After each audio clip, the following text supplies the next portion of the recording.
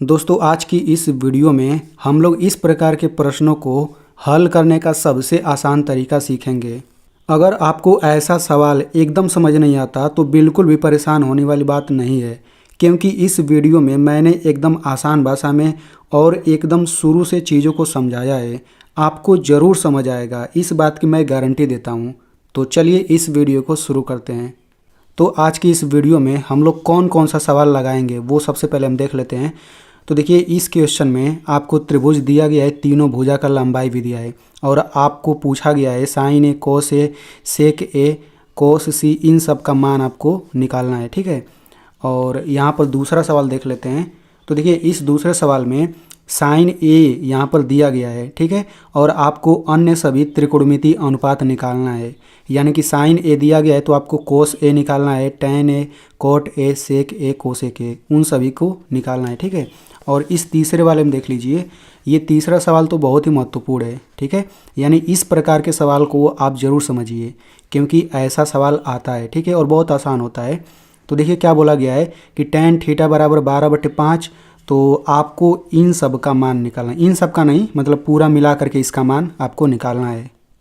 तो इन सब सवालों को लगाने के लिए कौन सा सूत्र लगेगा, सबसे पहले उन सूत्रों को हम देख लेते हैं और जो जो कॉन्सेप्ट का यूज होगा उसे भी हम लोग देख लेते हैं। ठीक है, तो आपके सामने यहाँ पर देखिए, यहाँ पर 6 सूत्र है। ठीक है, और पूरे सवाल को लगाने के लिए केवल आपको यही 6 सूत्र आपको पता होना चाहिए।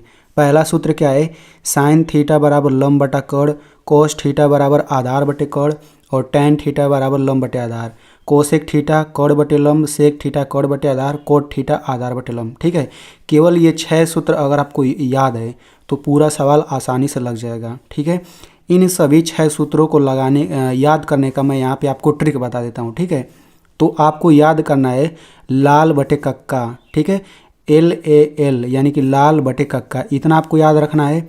और ये याद रखना है साइन, कोस, टैन, कोट, सेक, कोसेक, बिल्कुल इसी क्रम में आपको याद रखना है। ठीक है, और मैं आपको यहाँ पे बता दूँ कि साइन, कोस, टैन, कोट, सेक, कोसेक, ये जो 6 चीज़ें हैं ना, इनको हम त्रिकोणमितीय अनुपात नाम से जानते हैं। ठीक है, तो यहाँ पे अब चलिए सूत्र को देख लेते हैं। तो देखिए इसमें L लिखा है ना, तो L का मतलब समझिए लंब लिखा है। ठीक है, A यहाँ पर लिखा है तो A का मतलब समझिए आधार लिखा है, K का मतलब कड़ होता है। ठीक है, तो चलिए हम यहाँ पे सूत्र देख लेते हैं। तो देखिए साइन थीटा का सूत्र हो जाएगा लंब बटा कड़, L का मतलब लंब, K का मतलब कड़। तो देखिए साइन थीटा का सूत्र क्या है, लंब बटा कड़ है। अब यहाँ पे हम कोस थीटा का सूत्र देख लेते हैं। तो देखिए कोस थीटा का सूत्र होता है A बटे K यानी आधार बटे कड़, तो देखिए आधार बटे कड़ है। टैन थीटा का सूत्र होता है L बटे A यानी कि लंब बटा आधार। ठीक है, अब यहाँ पे देखिए कोट थीटा, अब कोट थीटा नीचे लिखा है तो हमें नीचे से देखना पड़ेगा। तो कोट थीटा का सूत्र हो जाएगा आधार बटे लंब, तो देखिए यहाँ पर लिखा है आधार बटे लंब। ठीक है, अब यहाँ पे देखिए सेक थीटा, तो सेक थीटा का सूत्र होता है कड़ बटे आधार, तो देखिए यहाँ पे कड़ बटे आधार लिखा हुआ है। वैसे ही देखिए कोसेक थीटा कड़ बटा लंब यानी कड़ बटा लंब। तो इस प्रकार से आप देख सकते हैं कि आपको 6 सूत्र याद हो गया होगा। तो इन सभी सूत्रों में आप देख सकते हैं केवल लंब, आधार, कड़, केवल इन्हीं तीनों चीज़ों से मिला करके ये सभी सूत्र बना है। ठीक है, तो हमें सबसे पहले समझना होगा कि लंब, आधार, कड़ होता क्या है। अगर आप इसे अच्छे से नहीं समझेंगे तो सवाल ज़रूर गलत होगा। ठीक है, तो देखिए लंब, आधार, कड़ क्या होता है।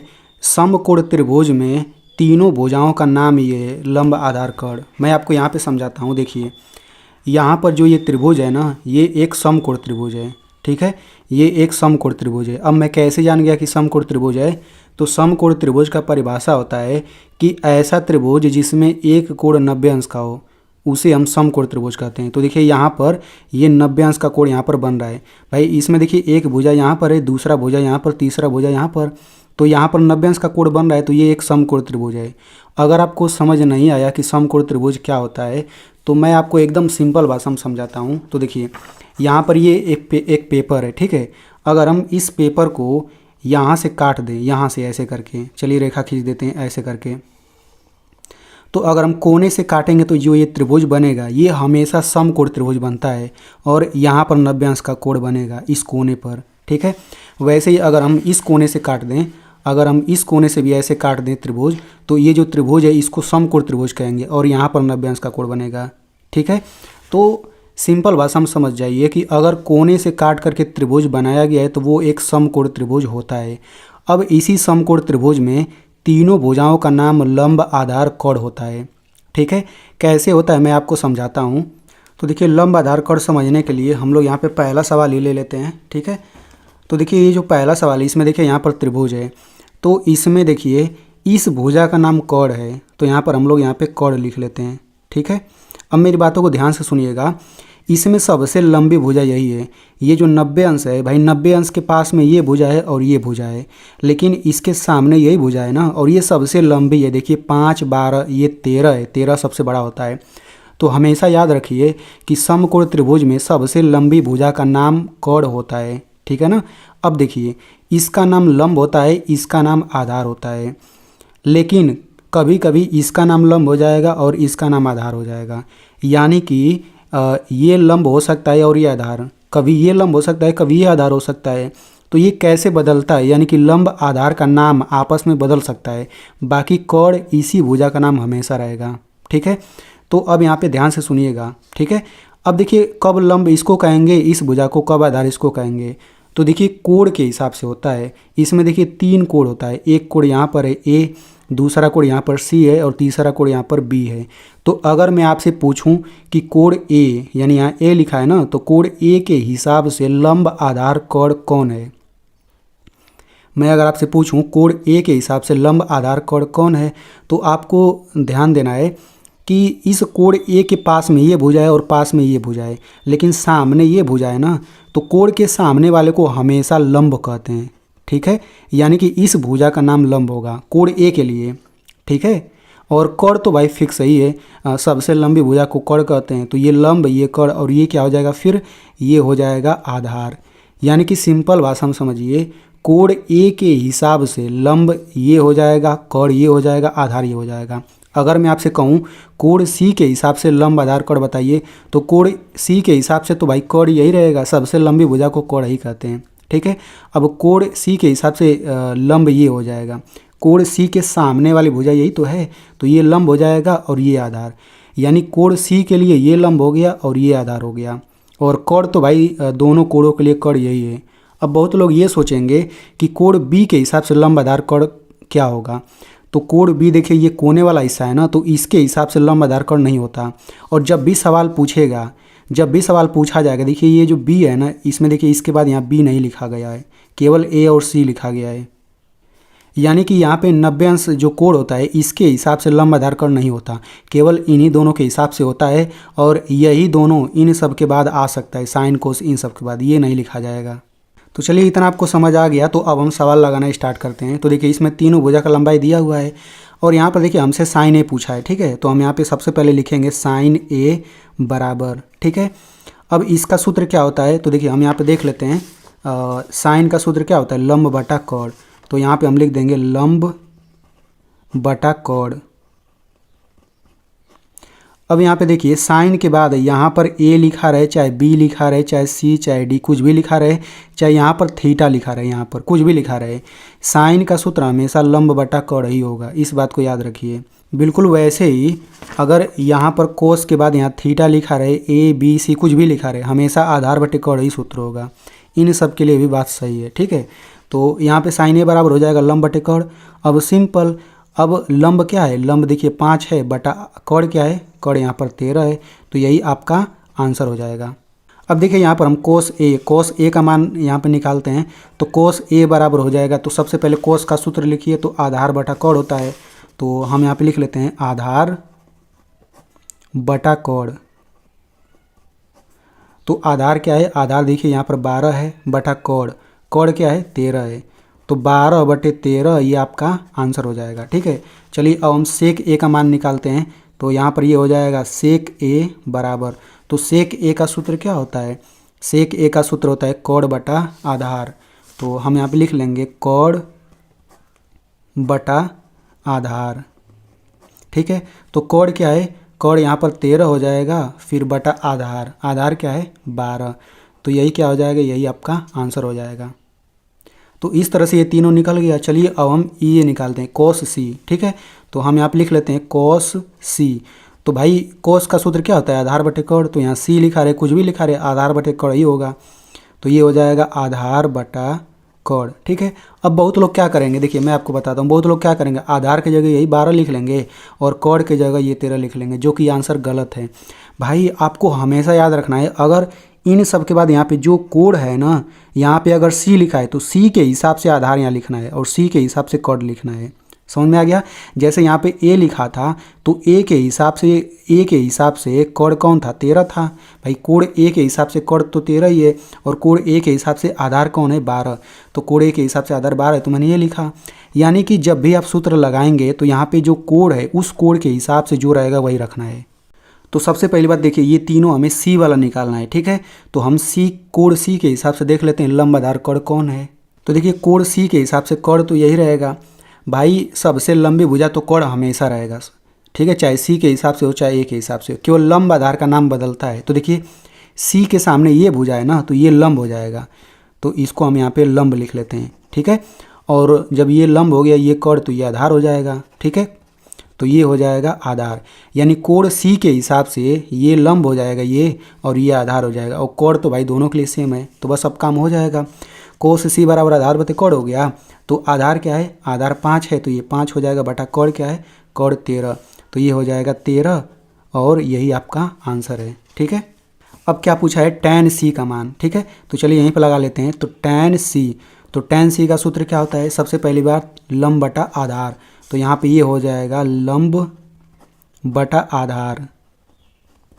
तो लंब क्या है भाई, लंब आपका हो जाएगा 12, फिर बटा आधार क्या हो जाएगा, आधार 5 हो जाएगा। तो यही आंसर हो जाएगा। वैसे ही कोसेक सी का मान निकाल लेते हैं। तो यहाँ पे लिखेंगे कोसेक सी बराबर, तो कोसेक का सूत्र क्या होता है, कोसेक का सूत्र होता है कड़ बटा लंब। ठीक है। तो यहाँ पे लिख लेते हैं कड़ बटा लंब।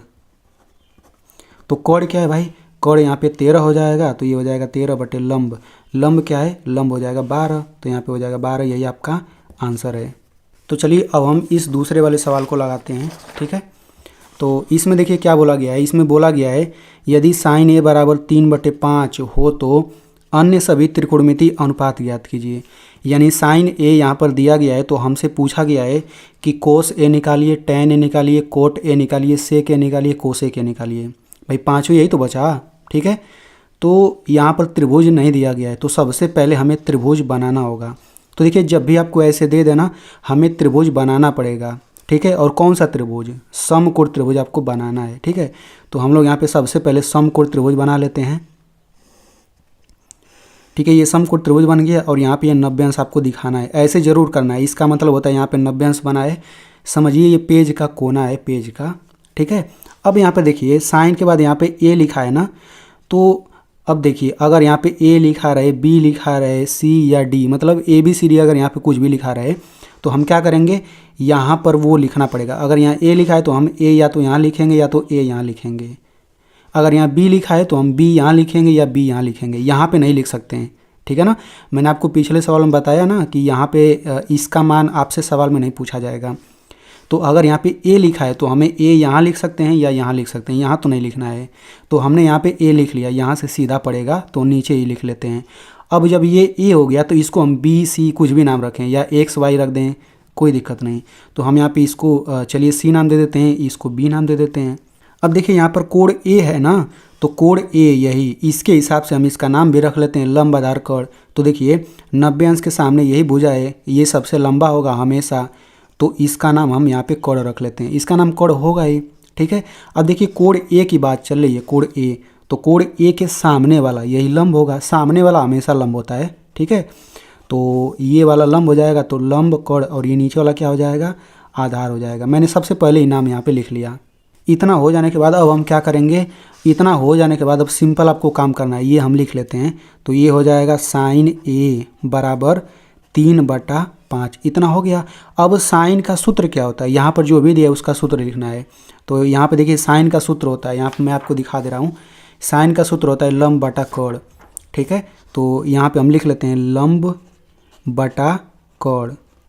इसका सिंपल सा मतलब हो गया कि लंब हो जाएगा 3 और कड़ हो जाएगा 5, यानी लंब की लंबाई कितना हो गया 3, तो ये 3 हो जाएगा, कड़ की लंबाई क्या हो गया 5 हो जाएगा।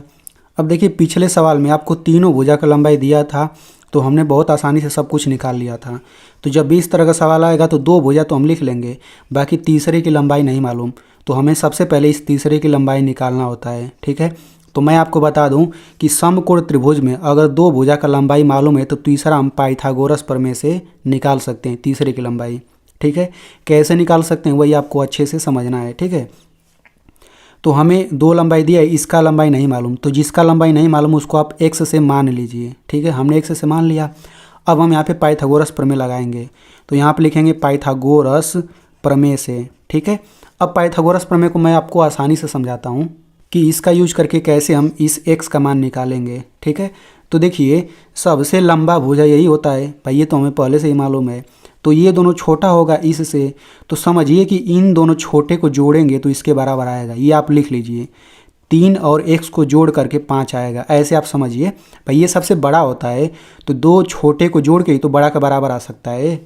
तो सबसे पहले तो आप इतना कर लेंगे, उसके बाद आपको दो दो घात ऊपर ऐसे लगा लेना है। ठीक है, यानी सिंपल काम करना है भाई। ये जो 90 अंश है ना, इसके साथ जो दोनों भुजा है इन दोनों को प्लस करना है, फिर बराबर करके ये वाला लिख देना है बस, और दो दो घात लगा देना है। ठीक है, अब इसी को हल करके x का मान निकाल लीजिए। ये समीकरण बन गया है। अब कैसे निकालेंगे, तो देखिए 3 पर 2 घात है तो ये 9 हो जाएगा। कैसे, 3 पर 2 घात का मतलब होता है, यहाँ पे लिख देते हैं, 3 पर 2 घात का मतलब होता है 3 गुणा 3, 3 का 2 बार गुणा 2 घात है ना, तो ये 9 हो जाएगा। ये हो जाएगा x पर 2 घात, 5 पर 2 घात का मतलब होगा 5 गुणे 5 यानी कि 25 हो जाएगा। ठीक है, अब हमें x चाहिए तो बराबर के इधर इसको अकेला करिए, तो 9 को उधर भेजना होगा बराबर के, तो इसके पहले कुछ नहीं है तो प्लस, तो ये हो जाएगा x² बराबर 25। अब 9 को उधर जब बराबर के भेजेंगे तो इसके पहले प्लस है तो माइनस हो जाएगा, ये नियम होता है। तो ये हो जाएगा x² बराबर 25 में से 9 घटाएंगे क्या आएगा, 16 आ जाएगा। ठीक है, अब इसके बाद कैसे हल करेंगे, तो ये हो जाएगा x पर 2 घात बराबर, देखिए यहाँ पर 2 घात है ना, तो इधर भी 2 घात करिए, तो 16 को हम लिख सकते हैं 4 पर 2 घात। भाई 4 पे 2 घात, 4 चौक को 16 हो जाएगा। अब 2 घात से 2 घात कटेगा तो x बराबर कितना आ गया, x बराबर 4 आ गया। यानी कि हमें अब इसका लंबाई भी मालूम है 4। अब देखिए जब त्रिभुज में तीनों भुजा का लंबाई मालूम हो ना, तो हमसे कुछ भी पूछे बड़े आराम से निकल सकता है। ठीक है, तो अब हम किसका मान निकालेंगे, भाई साइन ने दिया था, हमें अन्य सभी का मान निकालना था त्रिकोणमितीय अनुपात का, यानी कोस ए का मान निकालना है हमें, tan ए का मान निकालना है, कोट ए का, सेक ए का, कोसेक ए का, यही ना। तो कोस ए का सूत्र आधार बटे कोण हमने लिख लिया। ठीक है, अब सिंपल बस मान रखना है, आंसर आ जाएगा। तो आधार कौन है, आधार देखिए 4 है, तो ये हो जाएगा 4 बटे कोण, कोण क्या है भाई 5, तो ये आपका आंसर हो जाएगा। ठीक है, tan ए का सूत्र लंब बटे आधार होता है, तो भाई लंब क्या है 3, तो यहाँ पे हो जाएगा 3 बटे आधार क्या है, आधार आपका 4 है, तो ये हो जाएगा 4, यही आंसर हो जाएगा। फिर कोट ए आधार बटे लंब, तो आधार क्या है, आधार तो 4 है, बटा लंब क्या है, लंब देखिए यहाँ पर 3 है, तो यही आपका आंसर हो जाएगा। वैसे ही सेक ए, तो कोण बटे आधार, तो कोण बटा आधार यानी 5 बटे 4, यही आपका आंसर हो जाएगा। फिर कोसेक ए, कोण बटा लंब, कोण बटा लंब, कोण बटा लंब यानी 5 बटे 3। ठीक है, तो ये हो जाएगा 5 बटे 3, यही आपका आंसर हो जाएगा। अब देखिए इसी सवाल को दूसरे तरह से भी बना सकता है, मैं आपको यहाँ पे समझाता हूँ। देखिए इसी सवाल को ऐसे भी बना सकता है कि यदि साइन ए बराबर 3/5 हो, देखिए बिल्कुल सेम है, तो इसका मान बता दीजिए, इसका मान। तो आपको इसको आप कैसे लगाएंगे, तो देखिए बिल्कुल लगाने का वही तरीका है। सबसे पहले तो साइन ए बराबर 3/5 है, तो सबसे पहले हम त्रिभुज बनाएंगे और तीनों भुजा का मान निकाल लेंगे। तीनों भुजा निकल जाएगा जब ऐसे ही पाइथागोरस प्रमेय का यूज करके। तो अब हम क्या करेंगे, हमें इसका मान निकालना है, तो हम यहाँ पे लिखेंगे 5 cos a प्लस 4, ये हो जाएगा tan a। हमें इस पूरे का मान बताना है ना, तो ये हो जाएगा बराबर, अब इनका सूत्र लिख दीजिए, तो यहाँ पर ये हो जाएगा 5, बीच में कुछ नहीं तो गुणा माना जाएगा cos a। तो भाई cos a का सूत्र क्या होता है, cos a का सूत्र होता है आधार बटे कोण, तो यहाँ पे हम लिखेंगे आधार बटा में कोण।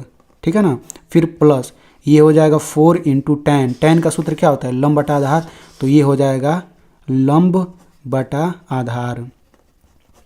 मैं आपको बता रहा हूँ कि ऐसे सवालों को कैसे लगाना है। ठीक है, अब भाई चूंकि हम लोग इतना तो निकाल ही लेंगे ऐसे करके। ठीक है, अब हम बस इसी में मान रखेंगे, फिर आंसर आ जाएगा। तो ये हो जाएगा 5, फिर गुणा आधार, आधार क्या है भाई, आधार तो 4 है, तो ये हो जाएगा 4 बटे कोण, कोण क्या है 5, तो ये हो जाएगा 5, फिर प्लस यहाँ पे हो जाएगा 4 गुणे लंब, लंब क्या है 3, तो ये हो जाएगा 3 बटे आधार, आधार क्या है 4। ठीक है, यानी इसको भी लगाने का बिल्कुल वही तरीका है। ठीक है, तो अब हम क्या करेंगे, बस इसको कैलकुलेशन करिए, आंसर आ जाएगा। तो देखिए सबसे पहले हम गुणा करेंगे, तो देखिए ये 5 से 5 कट जाएगा, ये हो जाएगा 4, फिर प्लस 4 से 4 कट जाएगा, बचेगा 3। अब इनको जोड़ेंगे तो ये हो जाएगा 4 3 7, यही आपका आंसर हो जाएगा। तो चलिए अब हम यहाँ पे इस वीडियो का सबसे महत्वपूर्ण क्वेश्चन देखते हैं, और इसे आप अच्छे से समझिए क्योंकि ऐसा सवाल आपके पेपर में पूछा जा सकता है, ठीक है। और इसको समझाने के बाद मैं आपको सवाल दूंगा तो आप उसे ज़रूर लगाइएगा, ठीक है। तो यहाँ पर देखिए दिया गया है tan थीटा। अब देखिए यहाँ पर ABC नहीं लिखा है तो कोई दिक्कत नहीं, और आसान हो गया, ठीक है। यदि tan थीटा बराबर 12/5 हो तो हमें इसका मान हमें बताना है, ठीक है। तो सबसे पहले हमने क्या बोला कि इस तरह का सवाल आएगा, सबसे पहले हम समकोण त्रिभुज बनाएंगे और तीनों भुजा की लंबाई निकालेंगे। तो हम लोग यहाँ पे सबसे पहले समकोण त्रिभुज बना लेते हैं। यहाँ पर ये वाला 90 अंश का हो जाएगा। अब देखिए अगर यहाँ पे ABC कुछ भी लिखा रहता है तो हम यहाँ पे लिख लेते हैं, लेकिन यहाँ पे तो थीटा आ गया, तो थीटा आ गया तो कोई दिक्कत नहीं, हम यहाँ पे अंदर यहाँ पे थीटा बना लेंगे बस। तो थीटा हम या तो यहाँ बना सकते हैं या तो यहाँ बना सकते हैं, ठीक है। ये थीटा यानी कोण है, तो जब यहाँ पे थीटा आ गया तो थीटा हो गया। अब इसका नाम ABC कुछ भी रखिए, कोई दिक्कत नहीं, चाहे नाम रखिए भी मत तब भी चल जाएगा। तो हम लोग ऐसे ही लगाते हैं इसको। अब यहाँ पे जब आपने कोण का नाम यहाँ पे रख दिया तो इसके हिसाब से लंब आधार कोण भी लिख लीजिए।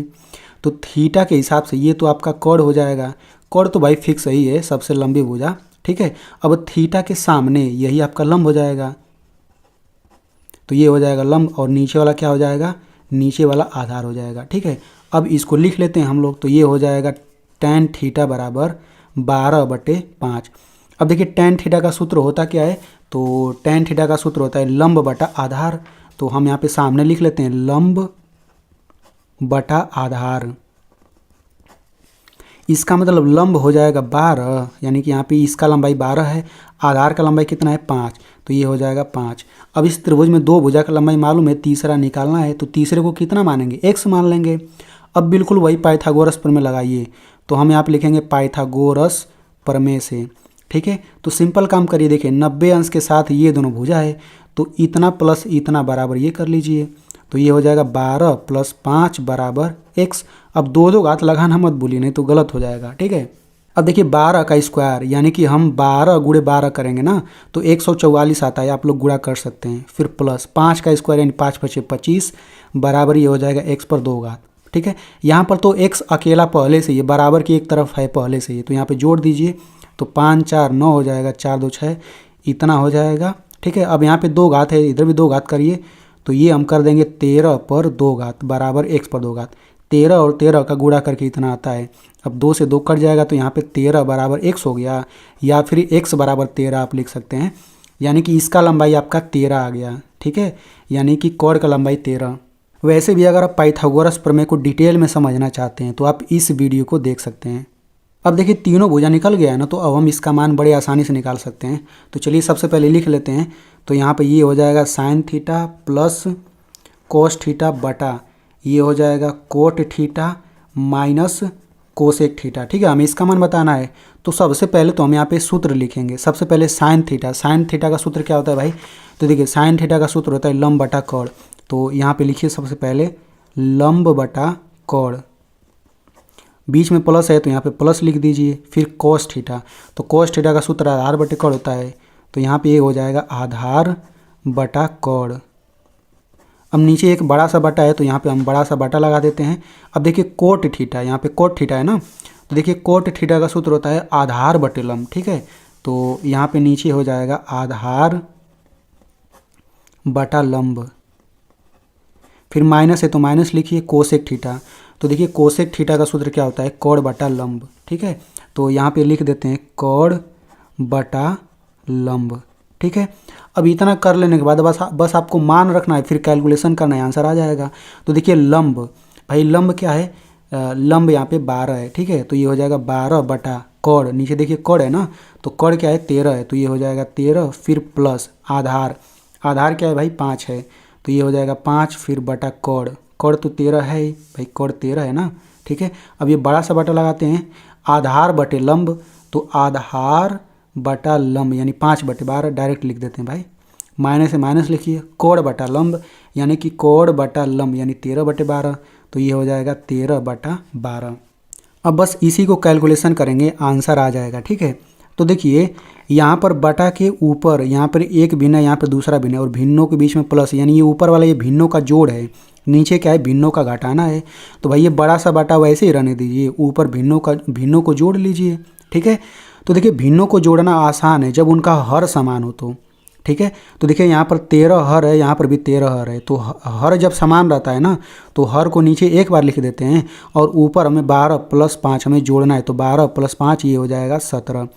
जब हर समान रहता है तो भिन्नों को जोड़ना घटाना ऐसे ही कर सकते हैं, लेकिन हर अलग अलग है तो हरों का एलसीएम लेकर के करना पड़ेगा। ठीक है, यहाँ पर नीचे देखिए भिन्नों का घटाना है तो हर तो समान है तो हर को एक बार लिखेंगे और ऊपर घटा लेंगे। 5 में से 13 घटाएंगे, 5 - 13। तो भाई 5 में से 13 घटा के कितना आएगा? अब बहुत लोग कहेंगे कि ये घटा करके 8 आएगा। ठीक है, लेकिन छोटी में से बड़ी संख्या घटाएंगे ना तो माइनस में लिखना है आपको। तो ये हो जाएगा -8। अब इसके बाद आपको क्या करना है, तो देखिए ये जो मेन बटा है ना, अब यहाँ से रूल समझ लीजिए। ये जो मेन बटा है, मेन बटा के ऊपर वाला को जैसा का तैसा लिख देते हैं। ठीक है, फिर गुणा लगाते हैं और जो नीचे होता है उसको हम पलट देते हैं। यानी कि अगर ये -8/12 है तो इसको हम लिख देंगे 12/-8 ऐसे करके। भाई -8/12 है तो इसको पलट देंगे, 12 ऊपर चला जाएगा, -8 नीचे, ऐसे करके। ठीक है, अभी जो माइनस है ना इसको सबसे आगे ले आइए, कोई दिक्कत नहीं। ठीक है, अब देखिए 12 8 4 के पहाड़ा में आता है तो 4 से काट सकते हैं। 4 दूनी 8, 4 तियाँ 12। अब सिंपल ऊपर गुणा करेंगे तो ये माइनस है, 17 तियाँ 51/13 दूना 26। तो इस प्रकार से इसका आंसर इतना आएगा। चलिए अब मैं आपको सवाल दे देता हूँ, तो आप लोग इस सवाल को लगा करके इसका आंसर कमेंट में ज़रूर बताइए भाई, तभी तो मुझे पता चलेगा कि आपको समझ आया है। और मैं आपसे एक छोटा सा रिक्वेस्ट करूंगा कि भाई इतनी मेहनत से मैंने आपको समझाया तो मेरी मेहनत के लिए इस वीडियो को एक लाइक कर दीजिए और इस वीडियो को अपने दोस्तों में भी ज़रूर भेजिए, क्योंकि उनको भी फ़ायदा हो जाएगा।